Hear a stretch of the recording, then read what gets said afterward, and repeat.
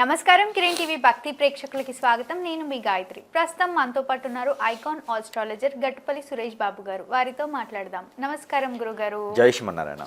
గురుగారు, నక్షత్రాల series start చేశాం. ఏ నక్షత్రం వారికి ఎలా ఉండబోతుంది అని ఎంతో చక్కగా తెలియజేస్తూ వచ్చారు. ఇప్పుడు పూర్వాషాఢ నక్షత్రం వారి గురించి మాట్లాడుకుందాం. పూర్వాషాఢ నక్షత్రం వారి జాతకం ఎలా ఉండబోతుంది 2026లో? వీళ్ళ గుణగణాలు, స్వభావాలు, లక్షణాలు ఎలా ఉంటాయి? ముఖ్యంగా వీళ్ళు తీసుకోవాల్సిన ప్రొఫెషన్ ఏంటి? ఏ ప్రొఫెషన్ తీసుకుంటే సక్సెస్ అవుతారు? ఒకసారి తెలియజేస్తారా? ఖచ్చితంగా. ముందుగా మన ప్రేక్షకులందరికీ కూడా నూతన సంవత్సర శుభాకాంక్షలు. అలానే మనకు నక్షత్రాల సిరీస్లో భాగంగా ఈరోజు మనకి పూర్వాషాఢ నక్షత్రం. అవును. పూర్వాషాఢ నక్షత్రానికి 4 పాదాలు ఉంటాయి. ఈ 4 పాదాలు కూడా మొదటి పాదం వచ్చేసి ధనుసు రాశిలో ఉంటుంది. ధనుసు రాశి. 3 పాదాలు కూడా 2, 3, 4 ఈ 3 పాదాలు కూడా మకర రాశిలోకి వస్తాయి. ఇక్కడ ఈ నక్షత్రానికి సంబంధించినటువంటి విషయాలకు వచ్చినట్టయితే కనుక ఈ నక్షత్రానికి అనుభూతి చూడడానికి ఎలా ఉంటారు, వీరి యొక్క లక్షణాలు ఏంటి మనం చూసినట్టయితే కనుక ఈ పూర్వాషాఢ నక్షత్రంలో పుట్టడం అంటే పూర్వీకులు పుట్టడం అని అర్థం. ముందు ముఖ్యంగా పూర్వాషాఢ అంటే ఏమిటంటే మన పూర్వీకులు ఉంటారు కదా, తాతయ్యలు, నాయనమ్మలు, బామ్మలు, వాళ్ళ కోరికలు తీరకుండానే కాలం చేస్తూ ఉంటారు. ఆ కోరికలు మళ్ళీ తీర్చుకునేందుకు అదే ఇంట్లో పుడతారనమాట. అది పూర్వాషాఢ నక్షత్రం. అంటే పూర్వాషాఢ నక్షత్రంలో పుట్టినటువంటి వారందరికీ కూడా పెద్దల పేర్లు ఎక్కువ పెడతా ఉంటారు. మా తాత పేరు, మా నాయనమ్మ పేరు, మా అమ్మమ్మ పేరు, మా తాతమ్మ పేరు అని చెప్పేసి అని వాళ్ళ పేర్లు పెడతా ఉంటారు ఎక్కువ శాతం కూడా. ఇక వారే మళ్ళీ పుట్టారు అని కూడా చాలామంది అనుకుంటూ ఉంటారు. అంటే తెలియదు అట్లా ఎట్లా ఉండిద్దంటే అన్నదమ్ములకు పెట్టొచ్చు, తాత మనవలకు పుట్టొచ్చు, అంటే ఎవరు పుడతారు అనేది కాదు ఇక్కడ. మేనమామలు పుట్టొచ్చు, వాళ్ళ రూపురేఖలతో ఉండేటువంటిదిగా ఎవరి మీద ఇంట్రెస్ట్ ఎక్కువగా ఇష్టం ఉంటుందో వాళ్ళకి మళ్ళీ పుడతారనమాట. పునర్జన్మ ఉంటుంది అన్నట్టు. అలానే పూర్వాషాఢ నక్షత్రం వీరు చూడటానికి కూడా చాలా ఎలా ఉంటారో అని చెప్పలేం వీళ్ళని. ఎందుకంటే పూర్వీకులు ఎలా అయితే ఉంటారో అదే రూపకర్తలుగా పరిగణలో తీసుకోవచ్చు వీళ్ళని. ఒక రూపం అనేది ఎక్కువగా ఉండదు. ఇకపోతే వీరు చాలా ఉన్న వాళ్ళకి అందరికీ కూడా, ఇంట్లో ఉన్న వాళ్ళందరికీ కూడా మా తాతగారు గుర్తు వస్తున్నారంటారు నీళ్ళు చూస్తే, మా నాన్నగారు గుర్తు వస్తున్నారండి మిమ్మల్ని చూస్తే, మా నాయనమ్మ గుర్తు వస్తుందండి. అదే రూపురేఖలతో, అదే స్వభావంతో, అదే లక్షణాలతో కూడా ఉంటారనమాట. మా తాతగారు మాకు ఇలాంటి కలిపి ముద్దలు పెట్టేవారు. ఈ నక్షత్రం వాళ్ళు కూడా అదే పరిస్థితి అనమాట. చిన్నప్పుడు వయసు నుంచే పెద్ద తరహాగా ఉంటారు వీళ్ళు. ఆలోచన విధానం కూడా చాలా మెచ్యూర్ మైండ్ ఉంటుంది. సో అందరు పిల్లలతో కలవరు. ఇప్పుడు 9 ఏళ్ళు 10 ఏళ్ళు వచ్చినా కూడా ఆ పిల్లలతో ఎలా ఉంటారో అలాంటి చలాకితనం అట్లా ఉండదు వీరికి. ఎప్పుడు పెద్ద తరహాగా ఆలోచిస్తూ ఉంటారు. చిన్నప్పటి నుంచే పెద్ద వయసుగా ఆలోచిస్తారు. మెచ్యూర్ మైండ్తో ఉంటారు ఎప్పుడు కూడా వీరు. అలానే పూర్వాషాఢ నక్షత్రం వాళ్ళకి ఇంకో విషయం ఏంటంటే కనుక వీరు ఇంట్లో పనులన్నీ కూడా ఇగోతత్వం లేకుండా చేసేటువంటి పరిస్థితి ఉంటుంది. ఇప్పుడు ఇంట్లో వంట చేయాలి, మా అమ్మగారే పెట్టాలి, మా చెల్లిగారు, మా అక్కగారు, మా భార్య పెట్టాలి, మా పిల్లలే పెట్టాలి ఉండదు. వీరే వెళ్తారు, వంట చేస్తారు, వీరే వడ్డిస్తారు. అన్నీ కూడా సానుకూలంగా అనమాట. ఇంట్లో అబ్బాయిలేని లోటు, అమ్మాయిలేని లోటు తీరుస్తారు. సో అన్ని రకాలుగా కలిసిపోతూ ఉంటారు అనమాట. శుభకార్యాలన్నింటిలో కలుస్తూ ఉంటారు. మన వాళ్ళే అందరూ అనుకుంటూ ఉంటారు. అసలు ఇగుతత్వం అనేది వాళ్ళ దగ్గర చూడలేదు మీరు. అలాంటి నక్షత్రంలో ఒకటి ఉన్నది అంటే అది పూర్వాషాఢ నక్షత్రం. అలాంటి నక్షత్రం వారికి రానున్నటువంటి 2026 సంవత్సరం జనవరి టు డిసెంబర్ వరకు కూడా ఎలా ఉండబోతుందని మనం గమనించినట్టయితే గ్రహాలన్నీ కూడా సానుకూలంగా మారబోతున్నాయి వారికి. 54 సంవత్సరాల తర్వాత మరుమారు వచ్చేటువంటి గ్రహాల ఛాయ అనేది ఈ నక్షత్రం మీద వెదజల్లుతూ ఉంది. ఇప్పటివరకు కూడా శని భగవానికి అశుభ దృష్టితో ఉన్నటువంటి నక్షత్రం ఉంది అంటే కనుక పూర్వాషాఢ నక్షత్రం. అలాంటి నక్షత్రం వారికి కూడా కొన్ని మేర గ్రహాలు వారికి మారుతున్నాయి. శని గ్రహం కూడా అయితే జనవరి 10వ తారీఖు 2026 సంవత్సరంలో మీనరాశిలో సంచరించేటువంటి గ్రహం శని భగవానుడు. ఆ శని భగవాన్ మీనరాశిలోకి రాగానే కొంతమేర అశుభ దృష్టి అయితే ఈ నక్షత్రానికి కనిపిస్తూ ఉంది. కానీ జనవరి 10వ తారీఖున నక్షత్రం మార్పు చెందినటువంటి శని భగవానుడు దాని వలన కొంతమేర ఇబ్బంది కలగకుండా గుడ్డిలో మెల్ల అన్నట్టుగా నక్షత్రానికి అయితే మళ్ళీ అన్ని రకాల వనరులు రావటం, వీరు ఎన్నో రకాల బిజినెస్లు, వ్యాపారాలు నిమిత్తంగా ఉండడం, ఎన్నో రకాలటువంటి బట్టల వ్యాపారాలు కావచ్చు, అలానే బోటికుల రంగాలు, బ్యూటీ పార్లర్స్, ఫ్యాన్సీ షాప్స్, ఇలాంటి వాటిల్లో చాలా బాగా ఆలోచిస్తూ ఉంటారు వీరు. దాంట్లోనే కొత్త తరహాగా ఆలోచిస్తూ ఉంటారు. అలానే యూనిసెక్స్ సెంటర్స్ అంటే మనకి మల్బర్ షాప్స్ అంటారు, అలాంటి షాప్స్ కానీ బ్యూటీ పార్లర్స్ కానీ ఫ్యాషన్ డిజైనర్ కానీ ఎప్పుడు కూడా వీరు హొందాగా ఉండాలి, అందంగా ఉండాలి, అలానే తీర్చిదిద్దుకోవాలి, దాంట్లోనే సంపాదించుకోవాలి ఓకే. అలా ఆలోచిస్తారన్నమాట వీరు. ఎంబ్రాయిడింగ్ వర్క్లోను ఇలాంటి వాటిలో అయితే ఎక్కువగా కొత్తగా వ్యాపారాలు పెట్టాలనుకున్న వారికి లోన్లు తీసుకోవడం కావచ్చు, బ్యాంకింగ్ సెక్టార్స్, మార్కెటింగ్ రంగాలు, రియల్ ఎస్టేట్ వ్యాపారాలు, వీటన్నిటిలో కూడా ఈ నక్షత్రం వాళ్ళు ఎక్కువ కనిపిస్తూ ఉంటారు. సో వాళ్ళకి ఇందా ఒక 10 మంది పని చేసుకునే విధంగానే ఉంటారు ఎప్పుడు, వాళ్ళు ఒకరికల్లా పని చేయాలనుకోరు. ఇకపోతే హైఫై జాబులు చేస్తారు. ఎట్లా హైఫై అంటే ఎవరైనా వాళ్ళ ఫ్రెండ్స్ వాళ్ళ కొలీగ్స్ ఉంటారు కదా, వాళ్ళు ఒక తరహాగా ఏదో బడ్డీ బొంగుసోలు అది ఏదో చిన్నపాటి జాబులు చేసుకుంటుంటే వీరు అలాంటి జాబులు చేయరు, ఏకదాటిగా కుంభస్థలాన్ని కొట్టేస్తారనమాట. అదేవిధంగా విదేశాలకు వెళ్ళి సెటిల్ అయ్యేటువంటి వాళ్ళు కూడా ఈ నక్షత్రంలో చాలామంది ఉన్నారు.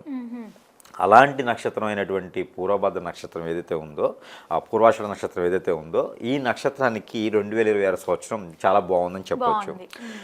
24 సంవత్సరాలు వచ్చి పెళ్ళి కానటువంటి స్త్రీ పురుషులకు ఇరువురికి కూడా మొదటిసారిగా పెళ్లి చేసుకునేందుకు చాలా అనుకూలంగా ఉంటుంది ఈ నక్షత్రం ఈ సంవత్సరం అయితేను, ఏ పాదంలో పుట్టినప్పటికీ కూడాను. ఇకపోతే ఈ ఒక 2020 సంవత్సరం మే, జూన్, జూలై ఈ మాసాలు అయితే మాత్రం ఖచ్చితంగా మ్యారేజ్ చేసుకునేటువంటి ఆలోచన ఉంటే కనుక ఖచ్చితంగా పెళ్ళి అవుతుంది.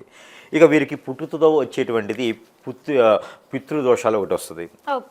రెండోది కాలసర్పదోషం అయితే ఖచ్చితంగా వీళ్ళకి రావచ్చు. ఇంకోటి కుజదోషం. ఈ మూడైతే వీరి దాంట్లో ఎక్కువ శాతం చూస్తూ ఉంటాం. వీటి వల్లనే ఏదైనా అనేజీ ఉన్నా, అన్ఫిట్గా ఉన్నా, అనుకున్న కార్యం ముందుకెళ్ళలేకపోయినా, అనుకున్న సమయానికి సాధించుకోలేకపోయామంటే కనుక ఖచ్చితంగా వీటిలో ఏదో ఒక రకమైన దోషం ఉంటేనే మాత్రమే అలా మనం చూసుకోవచ్చు. ఆ దోషాల పరిహారాలు తీసుకున్నట్టయితే కనుక మే మాసం లోపు పెళ్ళి అయితే వీరికి ఖచ్చితంగా అవుతుంది. నెక్స్ట్ ఇయర్ 2026 సంవత్సరం మే లోపు వీరికి పెళ్ళైతే అవుతుంది, ఖచ్చితంగా చూసుకుంటే అవుతుంది. అలానే వీరు పెళ్లి చేసుకోవాలనుకుంటే కూడా కుంభరాశి వారిని చేసుకోవచ్చు, మీనరాశి వారిని చేసుకోవచ్చు, వృషభ రాశి వారిని చేసుకోవచ్చు, కర్కాటక రాశి వారిని చేసుకోవచ్చు, కన్యా రాశి వారిని చేసుకోవచ్చు. ఈ రాశుల వాళ్ళు ఎవరైనా కనిపించి ఈ రాశుల వారు ఏదైనా సంబంధం వస్తే ఖచ్చితంగా ఎక్కువ ఎక్స్పెక్ట్ చేసుకుంటే ఆ బంధం అనేది 7 తరాల పాటు ఉంటుంది.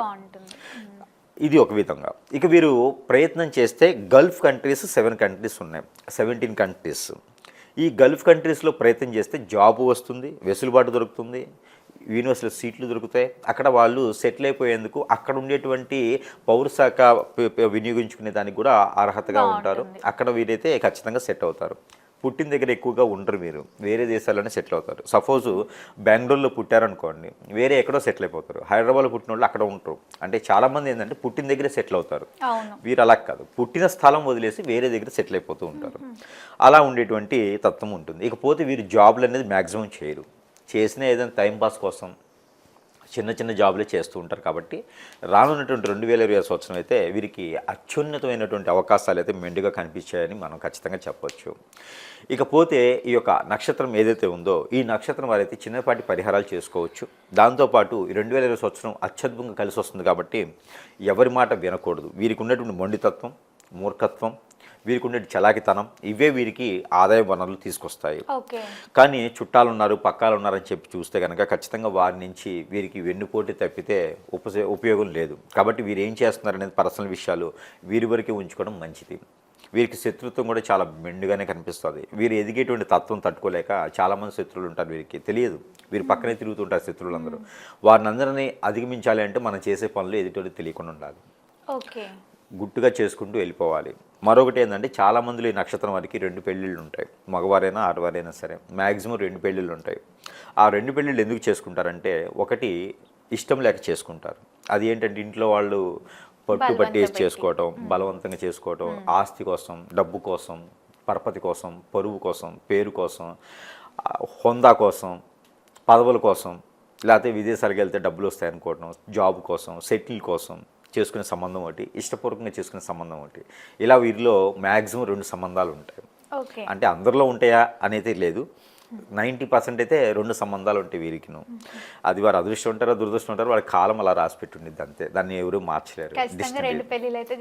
మ్యాక్సిమం ఉంటాయి 2 పెళ్ళిళ్ళు. ఇకపోతే 2020 సంవత్సరం లేదా కనుక ఒక పెళ్ళికి అయితే అవకాశం ఉంటుంది.